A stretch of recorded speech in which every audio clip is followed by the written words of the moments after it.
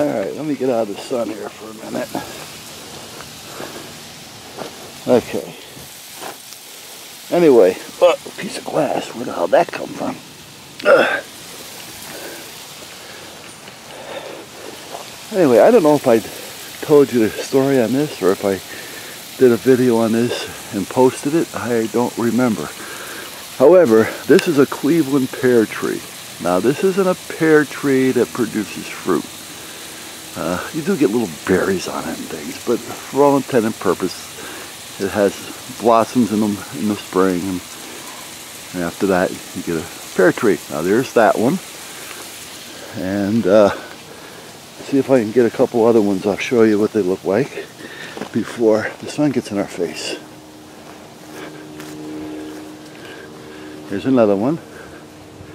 There's a smaller one. Now, the smaller ones, there's two smaller ones, and there's 3, 4 of the larger ones. The smaller ones were in little, like 2-gallon buckets. The larger ones were burlap. And the larger ones were larger to start with. So, but the larger ones are about 3, maybe 4 years old. The smaller ones are about 2, maybe 3 years old. But anyway, that's what they look like. Now, as you can see what's happening here with this, which is a Japanese walnut, I believe they call it, and that Cleveland pear tree. Well, this Japanese walnut tree has those big husky walnuts that get all the thorns on them, and they drop to the ground and they crack open. You have chestnuts or walnuts, whatever you want to call them, and you can cook them and bake them, and they're actually good. However, they're a pain in the foot if you're walking around barefooted. Now, this tree was huge, but because of the boys running around out here a lot and us walking around out here a lot barefooted, we decided we were going to take it down and season it and burn it. So I cut it off right up there where you see the birdhouse, and I cut the branches off. So when I was done, this tree was just one large stump. That was it. Now, I was going to cut it down all the way, but the wife said, well, why don't you put a birdhouse on top of it and leave it there? Well, I said, all right. So you can see that's what I did. I put a bird condominium up there. And believe it or not, you can tell that all the holes are all worked on, so they are actually using this thing. But through the course of 2 years, it decided it wanted to come back. And here it is. Now, again, this was just a stump. A large stump, but a stump. It had no growth coming out of it. Well, here it is. Well, after this, we decided, well, if it decided it wasn't its time, well, who were we to decide it was its time? So we decided to let it grow. So, grow it is. However, right there, that tree used to be there. And I said, well, that's not going to work, as it is on the other side. As you see, that tree is beginning to get in the way of one another. They're going to start competing for airspace pretty soon. So I said, well, let me move this tree. Now, as a rule, when you're going to do any planting or replanting or uprooting and rerooting, whatever the case may be, you'd usually do it either in the late fall or early spring. You don't want to do it when the plant or tree is in bloom, because you can destroy it. Well, that's one way of destroying it anyway. Another way of destroying a tree is remove the bark all the way around it. Now, it doesn't have to be a big piece taken out. If you took out an inch, inch and a half all the way around the tree, like a belt, at that point, over time, you know, that tree is going to die because it can't get the nutrients. The nutrients of the tree comes from the ground up through the bark, and that's where the tree gets its nourishment. You remove the bark, the tree can't survive, it can't eat.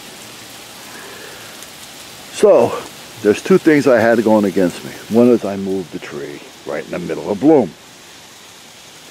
The other was, after I dug out the hole with the backhoe, and then I backed up the backhoe near the tree and tied a line around it 2 or 3 times, and then hooked it to the backhoe, so when I lifted the backhoe up, the tree came up with it. So everything was working as planned until I put it back down in place. And when we took the rope off the line, we realized that we chewed up 1.5 foot of bark. Stripped it right off the tree all the way around. So I called up the local yard that we bought these from, right, the nursery, and I had said, is there any type of a repair kit or nourishment kit that I can put on this thing to help get it back? He says, you've lost the tree. He says, a couple weeks, you're going to lose all your leaves. It's gone. Forget about it. Well, I kind of looked at it saying, well, this is like a friend of the family here. You know, it's been with us for 4 years, and it's not its fault that I did what I did. But for all intended purposes, this tree was dead, or supposed to be dead. Well, I went in the house and I got a piece of ace bandage. The wife picked up all the pieces of bark that we were able to find. We placed the bark up against the tree, and as she was placing it, I was wrapping it in place with the ace bandage. Now, we weren't able to enclose the whole tree with bark because of some little pieces we just couldn't deal with, but we have a couple of good runners coming from the bottom bark to the top bark, all right, that are held in place with the ace bandage. Then what I did was I went in the house and I got some yogurt, plain yogurt, and some coffee grounds, mixed them all together, and I smudged them all up and down that ace bandage. And all the little crevices in between the bark and every little hole, I just smudged the crap out of it with the yogurt and coffee grounds. And I watered the bejesus out of the root system. As you can see now, I'm still doing this. Now, we do this for 10 minutes every day. So we are eating up a little bit of water. So, and then about every week or so, when I remember, I'll mix up some yogurt and a couple rotten bananas and some coffee grounds. Again, whatever I have laying around. I'll mix it up into a paste, and I'll come out here and I'll smudge it from the base up, covering the whole ace bandage plus some. And again, that's what we do. Well, right now, this tree has been standing here, and we've lost a few leaves over the first week. But as of now, it's been like almost 10 weeks, and this tree is doing fine. Now it's still fighting, and we still have to take care of it.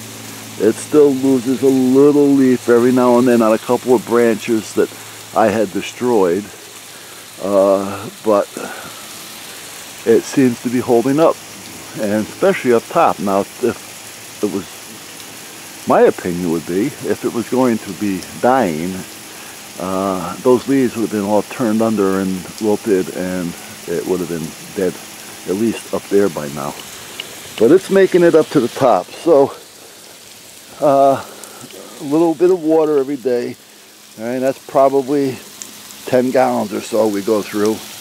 All right, it costs a few dollars, but again, it's for an old friend. And this squirts up in that tree on a pretty tall mist every day. We just have it tied there, and we just turn it on from the house, and we let it go. Now, the extra water runs down because where Bear just walked through, believe it or not, in those weeds, there's a garden, a small sacrificial garden. In the garden down here, we have 3 tomato plants, a couple of squash plants, a couple of strawberry plants. And what this does is, believe it or not, this keeps the rodents, if that's what you want to call them, the birds, the animals, from entering the garden that we actually use to eat out of. But that garden, believe it or not, is not doing very well at all this year. We planted like 30 tomato plants, maybe 5 or 6 different varieties. And we're lucky if we got half a dozen tomatoes. Our cherry tomatoes, which we usually have baskets full of cherry tomatoes, we're lucky if we got a cup full. Our squash and eggplants, I think we ended up with one squash, maybe 6 inches long, maybe. No eggplants. And our peppers, forget about it. They get to be the size of a silver dollar maybe, and maybe one per plant. I mean, it's this year the gardening is really terrible. If anybody had to survive on a garden alone, I feel bad for them at this point. And the farmers that are making money on these things, I can see the prices going up, because I'm telling you, they're not going to be making anything. I don't know what it is this year. You know what it is? Well, I know what it is. We either have a lot of rain, and then we got blast with sun, and then we get a lot of rain, and then we get blast with sun. We have no days that are just nice days. You know, either we're drowning the plants, as you can see, I'm drowning this one, all right? But this one needs it at this point. Either we're drowning the plants, or we're baking them. The plants have no nice days to produce in, and that's what's happening.